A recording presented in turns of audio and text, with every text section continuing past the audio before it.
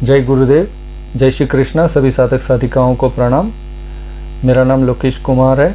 मैं यहाँ ऑस्ट्रेलिया में अभी रहता हूँ, NSW सिडनी में। और मैंने पाताल निवासिनी साधना गुरुजी और कमल जी के सानिध्य में संपन्न की है। और मैं मूलतः इंडिया में राजस्थान गुजरात से रहने वाला हूँ। मैं वहीं पे बॉर्डर पे वहीं का रहने वाला हूँ। और पाताल निवासिनी की मैं अनुभव आपके साथ में शेयर करना चाहता हूँ। इसका जो पहला अनुभव मुझे ये हुआ, दूसरे या तीसरे दिन में ही माता जी, मेरे लक्ष्मी माता मेरे सपनों में आई थी।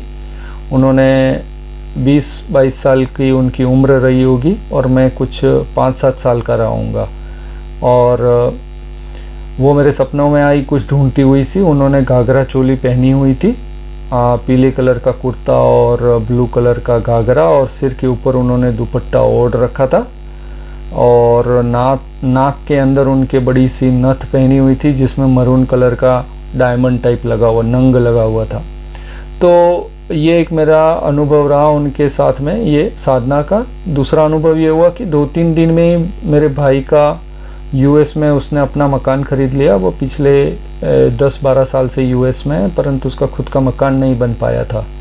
तो उसका डील फाइनल हो गया, उसको अपना मनपसंद घर मिल गया वहाँ। तो ये एक दूसरा अनुभव था। और साधना के दौरान वैसे तो दीपक में फूल तो हमेशा ही बनते रहे, तो वो भी मैंने फ़ोटो वगैरह गुरुदेव जी को हमेशा भेजे हैं।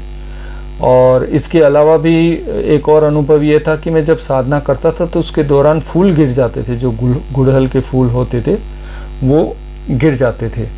जैसे मैंने फूल लगाया माता जी की तस्वीर पे या कलश पे रखा फूल, तो वो अपने आप ही गिर जाता था, नीचे बाजरोड से नीचे गिर जाता था वो। तो बड़ा आश्चर्य होता था, परंतु मैं तो अपनी साधना में लीन था, तो मैंने उसको करता रहा। परंतु ये मेरे अनुभव थे।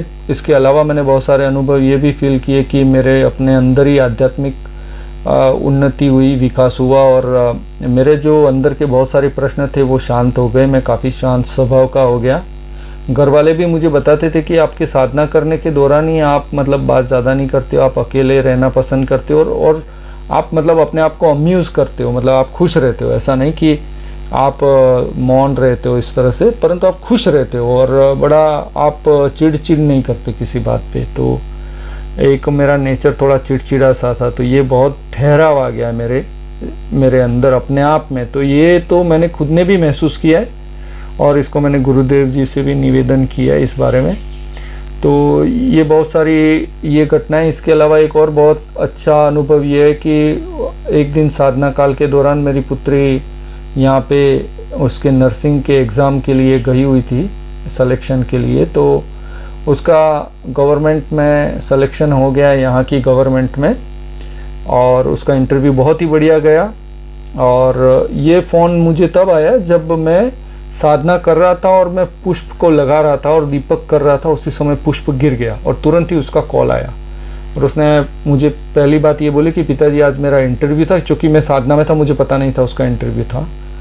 उसने बोला कि आज मेरा नर्सिंग का इंटरव्यू क्लियर हो गया, इसका मतलब ये कि मुझे यहाँ का गवर्नमेंट जॉब मिल जाएगा।